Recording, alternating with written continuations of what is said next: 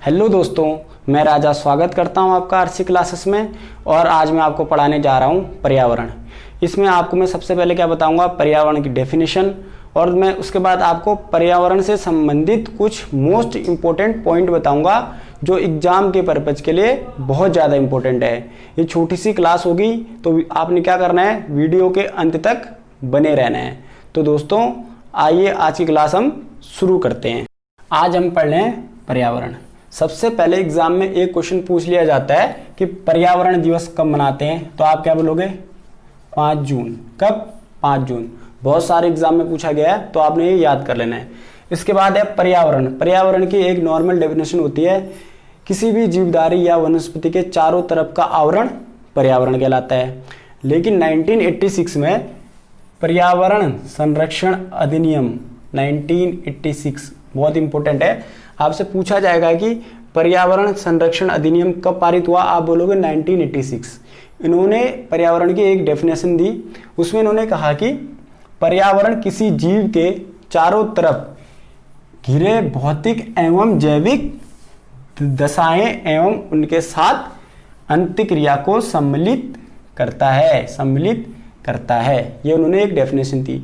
Definition important नहीं है but ये बहुत इंपॉर्टेंट है कि पर्यावरण संरक्षण अधिनियम कब पारित हुआ, 1986, और पर्यावरण दिवस 5 जून। समझ गए। इसके बाद आता है इसके प्रकार, पर्यावरण के प्रकार या इसकी आधारभूत संरचना। तो हम इसको कितने भागों में बांट सकते हैं, 2 भागों में। सबसे पहले हम बांटेंगे भौतिक या अजैविक पर्यावरण, और उसके बाद दूसरा है हमारा जैविक पर्यावरण। सबसे पहले मैं आपको किसमें बताऊंगा, भौतिक या अजैविक पर्यावरण।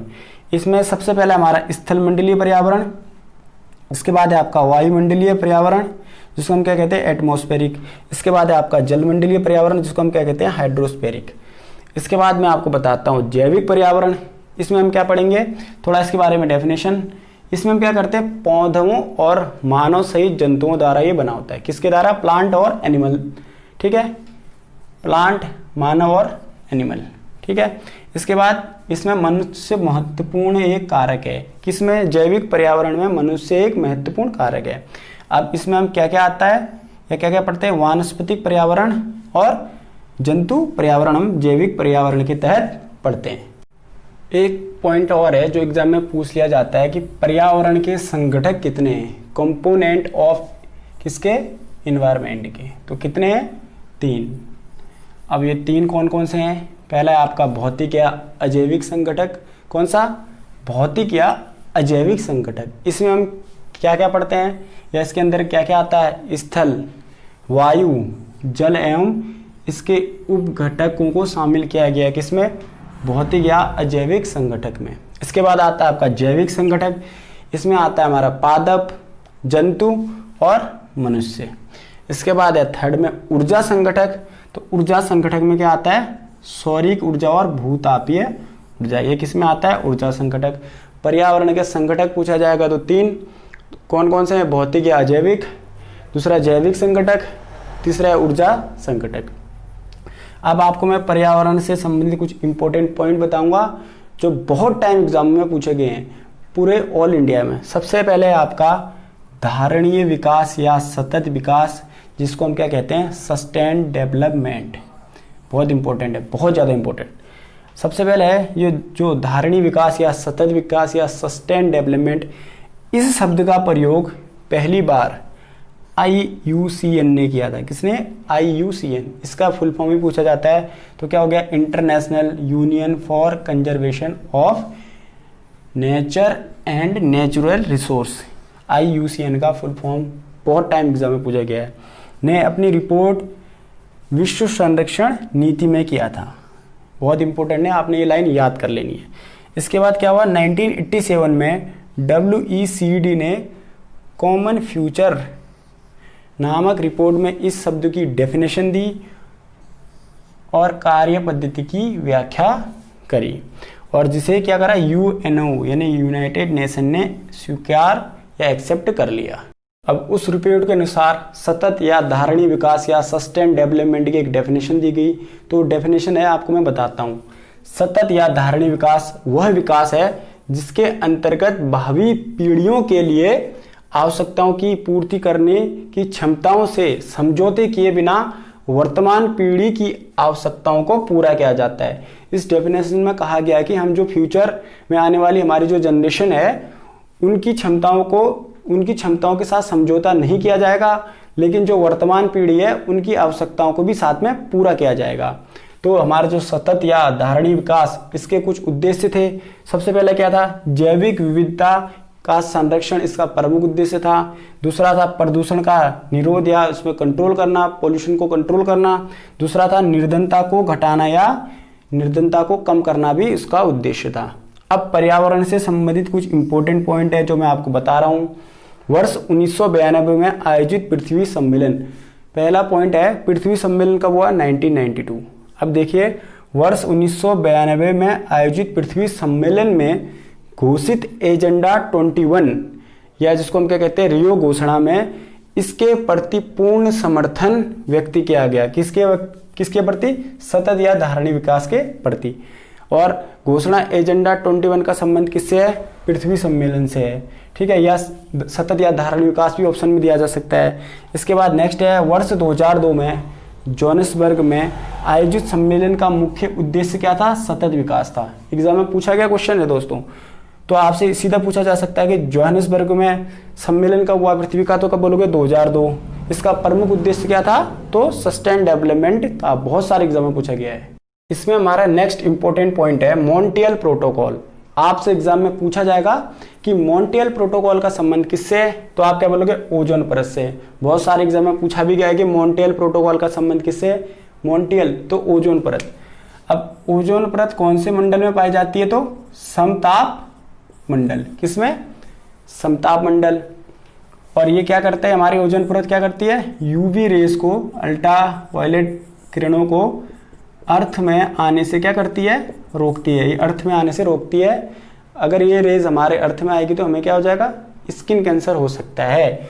और ओजोन परत को हम किससे नापते हैं, तो आप क्या बोलोगे डॉप्सन से। बहुत इंपॉर्टेंट है ये पॉइंट, बहुत एग्जाम में पूछे जा चुके हैं। और जो मॉन्ट्रियल प्रोटोकॉल है, इस संधि पर हस्ताक्षर कब हुए, 16 सितंबर 1987 को। और ये प्रभावी कब हुआ, यानी लागू कब हुआ, प्रभावी 1 जनवरी 1989 को। इसके बाद है आपका बेसल कन्वेंशन, नेक्स्ट इंपॉर्टेंट, इस पे हस्ताक्षर कब हुए, तो मार्च 22 1989 को। और इसका उद्देश्य क्या था, जो बेसल कन्वेंशन था इसका उद्देश्य था हानिकारक पानी को, यानी जहरीले पानी को एक जगह से दूसरी जगह नहीं जाने देना। आपसे सीधा पूछा जा सकता है कि बेसल कन्वेंशन का पर्पज क्या था, तो आप क्या बोलोगे, जहरीले पानी को एक जगह से दूसरी जगह जाने से रोकना। अब देखिए इसके बाद आता है आपका क्योटो प्रोटोकॉल। अब क्योटो प्रोटोकॉल का संबंध किससे, अब क्योटो आपको समझ में आ रहा है कि ये जापान में हुआ था। क्योटो प्रोटोकॉल का संबंध किससे है, तो ग्रीन हाउस गैस से। किससे है दोस्तों, ग्रीन हाउस गैस। अब ग्रीन हाउस गैस में कौन कौन सी आती हैं, तो मैं आपको सीधे बता दे रहा हूँ। ग्रीन हाउस गैस में एक तो आता है आपका CO2, carbon dioxide, nitrous oxide, methane, जलवाष्प और ओजोन। आप ऐसे भी याद कर सकते हैं मीना का जलवा। ठीक है, नॉर्मल है, अगर कभी एग्जाम में मीना का जलवा, ये तो जलवाष्प हो गया, कार्बन डाइऑक्साइड, और ये क्या हो गया, मीथेन और नाइट्रस ऑक्साइड। आप याद कर सकते हैं ऐसे भी। इसको कब अपनाया गया, तो 11 दिसंबर 1997 को इसको अपनाया गया। लागू कब हुआ, 16 फरवरी 2005 को हमारा क्योटो प्रोटोकॉल लागू हो गया था। और क्योटो प्रोटोकॉल कहाँ, इसकी मीटिंग कहाँ हुई, जापान में। इसके बाद है कार्टाजीना प्रोटोकॉल, अगेन इंपॉर्टेंट पॉइंट। तो इस पे हस्ताक्षर कब हुए, 29 जनवरी 2000 को इस पे हस्ताक्षर हुए। और 11 सितंबर 2003 को कब हुआ, ये लागू हो गया। कब, 11 सितंबर 2003। इसका संबंध किससे है, पूछा गया क्वेश्चन है बहुत सारे एग्जाम में। तो इसका संबंध है संशोधित जीवित जीव के सुरक्षित उपयोग, स्थानांतरण एवं उसको हैंडल करना। किसका, कार्टाजीना प्रोटोकॉल का पर्पज है, या इसका संबंध इससे है। अब आपको मैं थोड़ा बहुत पर्यावरण के बारे में कुछ बताता हूँ। देखिए पर्यावरण, अब पर्यावरण में एक इंडिकेटर होते हैं, एक होता है आपका लाइकेन और दूसरा होता है आपका काई, जिसको हम क्या कहते हैं, काई या एल्गी ब्लूम। अगर देखिए पर्यावरण में सल्फर डाइऑक्साइड की मात्रा बढ़ेगी, यानी SO2 की मात्रा अगर बढ़ी, तो हमारा जो लाइकेन है इसकी मात्रा क्या हो जाएगी, कम हो जाएगी। अगर पर्यावरण में सल्फर डाइऑक्साइड की मात्रा बढ़ेगी तो लाइकेन की मात्रा घटेगी। एग्जाम में क्वेश्चन पूछा गया है, तब मैं आपको बता रहा हूँ। और लाइकेन किससे बना है? Algae plus fungi. ठीक है, एग्जाम में ये भी पूछा गया है। और ऐसे ही मैंने आपको यहाँ बताया, पर्यावरण में SO2 की मात्रा अगर बढ़ेगी तो का यानी एल्गी ब्लूम की मात्रा भी बढ़ेगी। और पर्यावरण में SO2 की मात्रा बढ़ेगी तो लाइकेन की मात्रा क्या होगी? घटेगी। और ऐसे ही पर्यावरण में SO2 की मात्रा अगर बढ़ गई तो एल्गी ब्लूम की मात्रा भी बढ़ेगी। अब जैसे SO2 की मात्रा कम होगी तो क्या हो गया? जो हमारा जो लाइकेन है इसकी मात्रा क्या होगा? बढ़ जाएगा। अगर SO2 की मात्रा पर्यावरण में कम होगी तो लाइकेन की मात्रा क्या होगा? बढ़ेगा। ठीक है। और ये जो हमारा एल्गी ब्लूम प्लस लाइकेन है, ये क्या है? जैविक सूचक है, बायोलॉजिकल इंडिकेटर है। ये भी क्वेश्चन पूछा गया है। तो लाइकेन और एल्गी ब्लूम, जिसे हम काय कहते हैं। अब इसके बाद लास्ट पॉइंट है जो आज का, इसके बाद हमारा टॉपिक यहीं पे समाप्त हो जाएगा। पर्यावरण में गैस 4 हैं जो इंपॉर्टेंट है, मैं आपको बताता हूँ। 78% है नाइट्रोजन, 20.95 या 21% ऑक्सीजन, तीसरे में आता है 0.93 ऑर्गन, और उसके बाद है आपका कार्बन डाइऑक्साइड जो है 0.04%। इसमें इंपॉर्टेंट ये है, ऐसी गैस बताइए जो निष्क्रिय है या नोबल गैस है या शून्य गैस है लेकिन वो पर्यावरण में पाई जाती है। तो आप क्या बोलोगे? ऑर्गन। बहुत इंपॉर्टेंट है, बहुत सारे एग्जाम में पूछा गया है। तो इसी के साथ आज की क्लास यहीं पे समाप्त होती है। आज मैंने आपको पर्यावरण से संबंधित कुछ इंपॉर्टेंट पॉइंट बताए जो बार बार एग्जाम में रिपीट हुए थे। तो आपने क्या करना है, आप इसके एक प्रॉपर नोट्स बना लीजिए क्योंकि पर्यावरण की क्लास आगे भी जारी रहेगी। तो दोस्तों, आपको अगर हमारा चैनल और हमारे टॉपिक पसंद आते हैं तो आपने क्या करना है, ज़्यादा से ज़्यादा अपने फ्रेंड सर्कल में से शेयर करना है, हमारे चैनल को सब्सक्राइब करना है और हमारे चैनल के साथ बने रहना है। तो दोस्तों, मिलते हैं हम नेक्स्ट क्लास में। तब तक के लिए जय हिंद।